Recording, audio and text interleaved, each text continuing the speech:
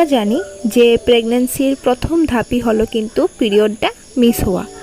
কিন্তু অনেক সময় কি হয়, পিরিয়ড মিস হওয়ার আগেও কিন্তু অনেক ধরনের সাইন সিমটমস আমাদের শরীরে দেখা যায়। যারা প্রেগন্যান্সি কনসিভ করতে চাইছো বা অনেক দিন ধরে ট্রাই করছো, তাদের মনে কিন্তু এই প্রশ্নটা আসতেই পারে যে এই মাসে কি আমাদের প্রেগন্যান্সিটা কনসিভ হবে।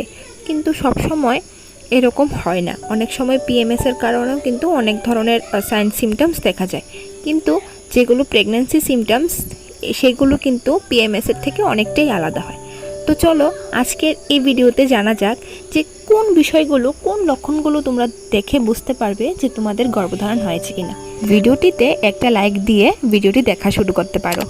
তোমাদের এই একটা লাইকই কিন্তু আমাকে অনেকটা মোটিভেশন করে ভিডিও বানানোর জন্য। তো চলো আজকের এই ভিডিওটা শুরু করা যাক। প্রথম হওয়া যে লক্ষণটার কথা বলবো সেটা হলো স্তনে কোমল বা স্ফীত হওয়া। গর্ভধারণের পর শরীরে বিশেষ কিছু হরমোনের প্রবাহের কারণে স্তন যুগল বেশ স্পর্শকাতর হয়ে পড়ে, যা কিনা গর্ভধারণের আরেকটি চিহ্ন। দ্বিতীয় যে কমন সিমটমসটা নিয়ে আলোচনা করব সেটা হলো বমি বমি ভাব। সাধারণত গর্ভধারণের 2 সপ্তাহের মধ্যে কিন্তু বমি ভাব দেখা দেয়। আবার অনেক মহিলাদের কি হয়, পিরিয়ড হওয়ার আগেও কিন্তু এই বমি ভাবটা হয়। কিন্তু যদি তোমাদের সত্যি প্রেগন্যান্সি হয়ে থাকে তাহলে কিন্তু বমি বমি ভাবটা ফার্স্ট ট্রাইমেস্টার পর্যন্ত চলতে থাকবে, আর পিরিয়ড হলে এই বমি ভাবটা চলে যাবে।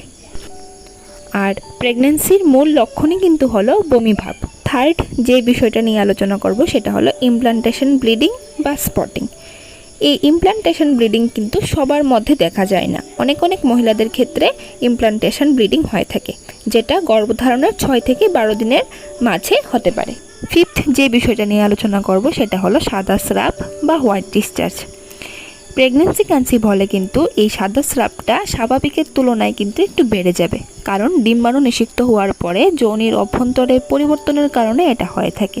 এই স্রাব অনেকের ক্ষেত্রে পুরো গর্ভাবস্থায় কিন্তু চালু থাকে।